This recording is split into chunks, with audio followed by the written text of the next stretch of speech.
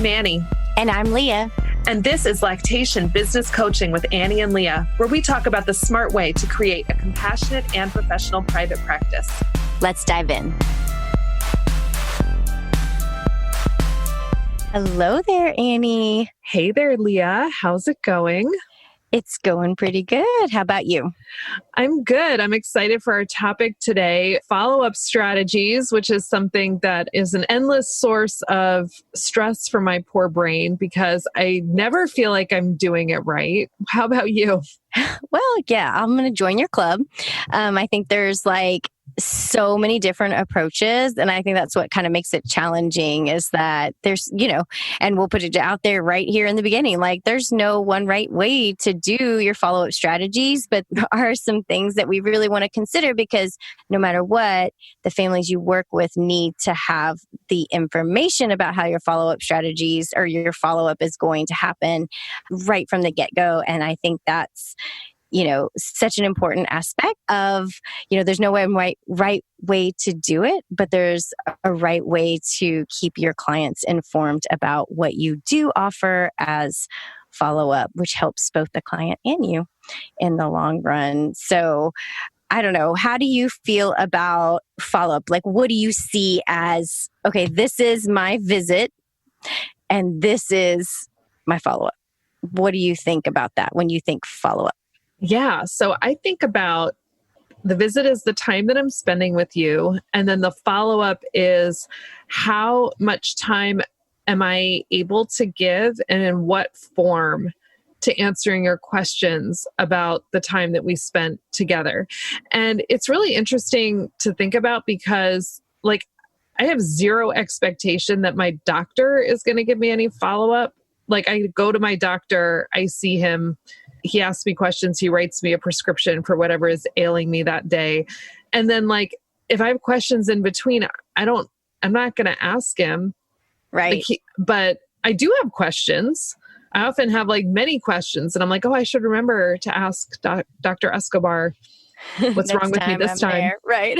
Next time I'm there, I'm going to make a list so I have the opportunity next time. I know it's really interesting how the lactation field, and I think it's, the necessity of the clientele that we're working with and the awareness that we have that this is how postpartum care should be done. We toss families out of the hospital and hey, good luck. We'll see you. And, your OB will see you in 6 weeks, and I think we all as lactation professionals recognize that that model doesn't work. So us running in, doing one lactation visit and being okay, we'll see you at 2 months for your return to work visit. That doesn't work. We know that. They need more, but finding a healthy balance for both the client and for us as providers, it can be, I think, where the biggest challenge comes in because, it really, I know we've probably, every single person who's listening to this right now, if you've even worked with one client, can say that it was hard to find the right balance there because, we want to help. We're in a helping profession. The clients want help, so they're motivated to reach out. And I don't know, I think that's why the clear expectations ahead of time are the thing that I wanted to kind of throw out there from the very first second. But so Annie, tell me about why clients, you feel like there is such a big need in the postpartum journey to have this follow-up. I mean, I know we kind of touched on it just now, but what are your perspective on that? I think it's really what you said is that there's a need for it. And I think any of us who, you don't have to have had your own babies to see and understand and believe how hard it is for new families. So Leah and I are both in the United States where it's terrible here. It's just terrible to have a baby because many of us, many of our families are not, they don't have other family members around. They're not living in community with other people. And it's something that I say all the time to my clients is that we are not supposed to have babies in isolation. And so even pre-COVID, when we could be with other people, I wasn't, at least in New York City, seeing a lot of situations where people were being surrounded by other people that are there to help you. Jabina Coleman says, everyone wants to hold the baby, who will hold the mother? Or even, something I say to my clients, which is when they ask about like, my baby sleeps best when my baby sleeps on me. And I'm like, well, that's because your baby thinks there's an endless supply of adults able to hold them while they sleep. They don't know that they were born in a pandemic where there's only two or sometimes even one person available, and that person has physical needs too. And so part of it is why we include follow-up in the care that we give to families, is because we see how bad it can get for these postpartum families, even under the best of circumstances. Definitely. And I think also the other thing, there's just those like magical fairy dust consults that we might have like one a year where they just needed a little tweak in positioning, and, the random baby who has like zero oral restrictions, which I'm like, I don't know if they exist anymore, but there might be a few out there, right? And that has like no dysregulation, is like this, just lovely little one that just needed a little tweak on position, and they go off and they do just fine.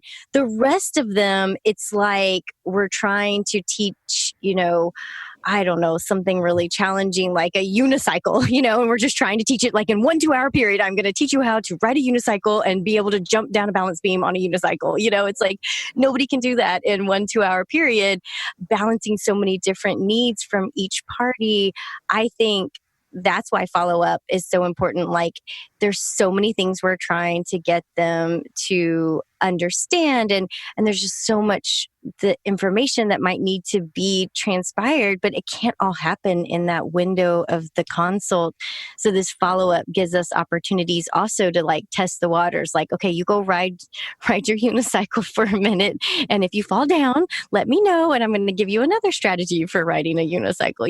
It's like, I think that sometimes is where I'm utilizing my follow-up time. I'm like, okay, for the next 24 hours, I want you to try X, and then like give me a report back and let me see what happens and how you guys are feeling about it. And then we can change strategy if needed, or decide we need another visit sooner than we thought, those kinds of things. Yeah. And I think too, it's a great way to find out if what we're recommending works, because they don't have an automatic, I'm going to see you for your 6-week visit, or like once a year for your annual physical. Like there isn't anything calendared of like, okay, this is the next time I'll see my lactation consultant. If they're not planning to see us again, we're not able to collect data on whether our interventions are effective. So especially, when I was beginning to, I was like, I'll do all the follow-up, talk to you on the phone. I'm going to email you because I need to know if I'm any good. Yeah. And I think it hones your skills tremendously. I find even still so much value in, each new family that you meet is this like new little puzzle that you're working out, and you think you got the pieces just right, but then you find out like, oh no, one of the pieces fell off the table, and you're like, oh, I got to pick it back up.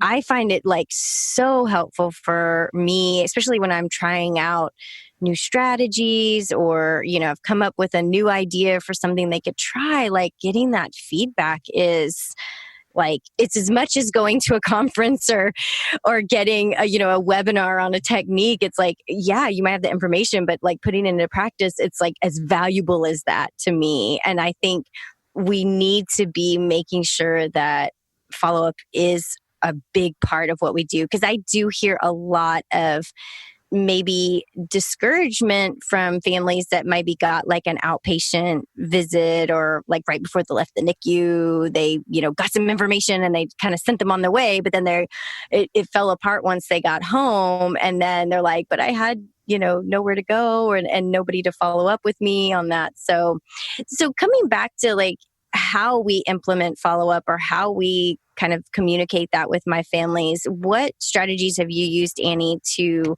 set the stage for follow-up in your practice right now? And I know it's constantly changing because COVID likes to make it crazy, but what's going on for you? So I really try to minimize how much follow-up I'm actually giving between visits. And that's just come from experience and feeling more confident in what I am telling families, also feeling more comfortable saying, and when would you like to see me again? And so that's easy with insurance clients because they are getting coverage and I'm in network. But even for my self-pay clients, really being very clear up front that this work is not a one and done. So I have experimented a lot with pricing as a way to deal with follow-up, if that makes sense, to say, well, how am I going to make it possible for you to see me more than once? How are we going to make this happen? But I also need to make sure that what I'm giving you doesn't make me feel resentful of you. And that's something that happens to me, is that I give too much and then I'm like, but why are you doing this to me? Well, you're doing it to me because I told you you could. And that's how I've run follow-up for a long time. So I really am very, very clear. And my policy is, if you are an insurance client, you do not get follow-up between visits. You get visits. If you want to be able to email me between visits, that costs $25 a week. And then I'm happy to answer your questions between visits. But often what I tell them, I was like, insurance isn't going to pay for that, but they will pay for you to see me again. Let's just book another visit, virtual visits. So, not expecting people to have unlimited or, multiple in-person visits. But with virtuals, I'm like, well, wouldn't you rather have a virtual visit that your insurance is paying for than email me and have to explain it in words and then try to understand the words I'm sending back to you? I don't offer any phone follow-up because I really cannot talk on the phone. It is too hard for me. My brain can't handle it. I need to be able to see your face. And it's very hard to find time for the phone for some reason. I don't know. So my self-pay clients, they do get a week included in their fee where I'm saying, I will answer your questions by email, text, secure message, whatever your preferred method is. And then after that, it's $25 a week, or you book another visit. And I really am clear. People ask me, my follow-up policies are only as good as my implementation of them. So I have to remind myself when my clients are asking me things that go outside of what I've offered them to just say, here's how you can get the information that you need from me. And I would say it works for me, in my life and clinically, and in terms of my work-life balance. I would say I have a lot of fear that things are slipping through the cracks because I'm not chasing my clients down to make sure I get, that I'm not the hand-holding IBCLC. So there's a trade-off. It's It works. The things that work really work. But I'm terrified that the things that I'm not doing are they're not good. So how do you handle follow-up? I think you're a little different from me. Yeah, I think I probably more on the side of the hand-holding IBCLC. I would say we do have some boundaries around it. We have a secure messaging app and they get a message that says, you get 2 weeks of follow-up after visits. So each time they have a visit, they get another 2 weeks. And I also I reach out. So I use Intake Q, which I love because I've set up all the automations that you can do. And I have my little to-do list. And so I open my to-do list and I follow up, send a message to every family, usually a week after their visit, and just say, through our secure messaging platform, just hey, just checking in. Hope everything's going well. If you need any assistance, I'm here for you. Let me know. And they get an email also that's hey, you're coming to the end of your 2-week follow-up period. If you need to schedule another visit or if you need additional follow-up, please reach out to us, kind of thing. So we do try to set the stage to let them know. And surprisingly, I feel like I get a ton more follow-up visits because I reach out again. So many times they were oh, yeah, we're still kind of feeling a little unsure about the latch. Could we go ahead and schedule something else? Where I feel if I didn't reach out, they probably would have been it's never going to get better. I should just give up now, or maybe just kind of hobble through and keep going, where I'm saying when they write back, they're still having some issues, I can say, oh, it really sounds like maybe you could try this other thing that I'm just going to text you back, or that sounds like kind of a lot. Let's do another check-in. Let's follow up with this. And for me and the way I work and, that just seems to work well for me. I will say it probably doesn't play in as well with the boundaries and like work-life balance. Although, I don't know how many billions of years have I done this now, but now I feel like I'm much better at saying like, at 6 p.m., unless I'm just like totally got nothing going on, which is rare in a house with 4 boys. I may answer something, but really I'm not going to answer till the next day. And rarely is that ever an issue. But I do know that that type of follow-up requires a lot of additional time for me. And so I have to work that into my schedule, which is probably my biggest challenge because I have a lot of new people coming on, like as far as like new clients.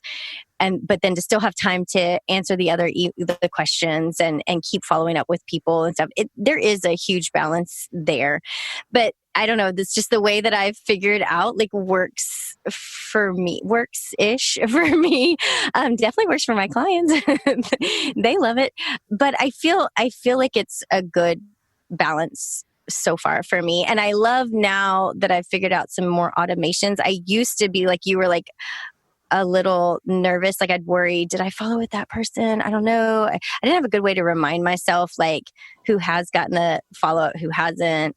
So with Spruce and Intake Q, which are 2 platforms that we use, like with Spruce, if like I told somebody to try something different and I said, try this for a couple of days, I tag myself in it and say, right back on Tuesday, find out how things are going. And then I just go into my little tags and I just work through them. Might take me, 15, 20 minutes to do them on my computer because then I can type really fast and I'll just work through my tags. And the same with Intake Q. Like I'll just go through and do my little to-do list. I love my to-do list on Intake Q and it's so fun when it gets to 0. I'm like, yes, I feel like a winner.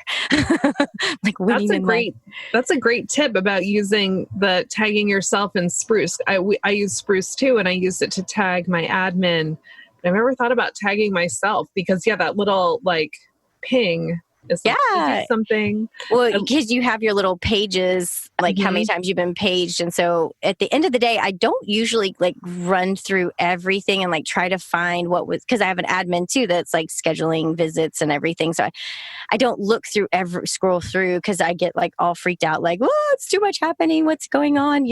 I just go to my pages and she's paged me on anything new that's come up. And then all my things that I've told myself, like, you need to go back through and answer this call or answer this text message or check back in are in there. So, yeah. So that's how I'm doing it. I don't know. It's probably not like the most work-life balance, but you have to make time. Like if you're doing that kind of strategy, you have to set time aside. I think that's the biggest lesson. And I don't do it perfectly. I'm like epic fail at it. But like in my mind, my goal, I do have some small goals, like from 8 to 8:30 is supposed to be my time to like sit and do it in the morning, but it's not perfect. Yeah. I mean, that's a good example of a boundary, like making your system be your boundary. Like, okay, like I'm going to do this follow-up, but I'm not going to do it just any random time. And I'm going to tell myself I'm not doing it right now. And I think that's really important to have that in place to say, just because I told my clients that they get this follow-up doesn't mean I have to give it to them the instant that they ask for it. And that's something that when I, talk with the, subcontractor who works under me, or when I'm talking with people that I'm giving just advice to about, is that you get a text, you get an email, you get a message, and you have a dopamine hit and you're like, woo, something new. And you're like, it feels good. And then you're like, I got to do something now. I'm energized, I'm ready to act. And that's definitely like my brain is very receptive to that dopamine hit. But when you respond really fast, you create an expectation that this is how it's going to go. And so setting a system in place where you're like, I don't do that. My policy is that I respond to texts. At every day at 9:30, I sit down and I go through my list. And then at 9:45, whatever is not done, I look at that at 3:00 or whatever it is. Yeah. Because it's a balance between the being responsive, being available, but not feeding into a sense of urgency or immediacy that can actually make the client's problems worse or help, prevent them from, the ultimate goal of follow-up is to create this client self-efficacy. And if we're there for them at the drop of a hat, then they're going to need us, and we want them to outgrow their need for us. Yeah. And I like one thing that I've worked on with my intake Q forms, which is so nice because you can tweak it all. On my care plan, I have, our follow-up plan. And so I say, I want, a report back from you on this timeline. So I tell them, I want to hear back from you on, 3 to 5 days or 1 week or whatever. I have a bunch of different parameters that I have set there. And then this is my follow-up timeline. I put it right there. You need another appointment. I recommend another appointment on this timeline. And that's really helped me too, promoting their self-efficacy. I want you to work on this on your own. Implement these things, work through them, try them out, use your intuition, use feedback from your baby and work on this for 5 days and then respond back to me. Not, okay, we did the first latch after you left. You get those some parents that are I want to give you a play-by-play of my entire journey. And so I feel like that's really helped because I do kind of have this open door policy, come talk to me all you want. I'm here for you. But I do try to set the stage. This is the expectation. So when I do that, I think it's really helpful because there are some people that I'm in 24 hours, I want to know how many diapers this baby's had, how much volume have you been able to get the baby to take in. There are some people that I'm I actually kind of want your play by play, so to speak. And then there's other ones where I'm I think this would be helpful for them to know I need to collect data. I need to use my, mom skills, parent skills for the next 3 to 5 days. And then I'm going to tell her how it all went, and that's been very helpful. And I find families are really liking that because I'll get this note here's our 3-day follow-up, what's happened for the last 3 days. And it's really, doesn't seem as overwhelming as just these random messages here and there. And they don't even know what they're supposed to be messaging me back or what questions would be helpful or not helpful, that I could help them with, my baby burped one time, that might not be as helpful as okay, these are the things I want you to report back to me. And so that's what I've been trying to send to them in their care plan. These are things I want you to look at and then report back to me on this timeline, unless there's something changes drastically. So that's another kind of strategy for that self-efficacy part of it. I want them to take ownership and work through it some. Because that there are some of the texts that you get, the desperate ones, you're you wouldn't say this to them clinically because you can't really be just give it 3 days. And you can, there are ways that you can say that, right. but you wouldn't just be just give it 3 days. Please, really, I believe this. And the longer that, I've done this work, the more I really have seen the value in time. And also, recognizing that that's when you can say, I do need to just give a little reassurance right now, or just say, I got your text. Oh my gosh, that sounds really stressful. I will respond to this in greater detail tomorrow. Just so they feel heard. They know that they didn't just send their problems out into the void, that somebody is there who cares about them. And even just that act of giving care without a solution feeds into that self-efficacy. It's I believe you that it was hard. I validate that. Okay, yeah. And I can't, but also setting that boundary and saying, I'm not going to go into this right now. Yeah. And I'm not going to do what I did in the beginning, which was just oh my gosh, I got to solve this by text right now. Every while problem, my kids are Mommy, and I'm well, I'm hungry. I'm you're not hungry. Just hang on. And then 45 minutes later, I emerged to be what just happened? And I didn't make it better for them. Yeah. And you made it worse for yourself. Made it worse for myself. And that's not being an effective care provider.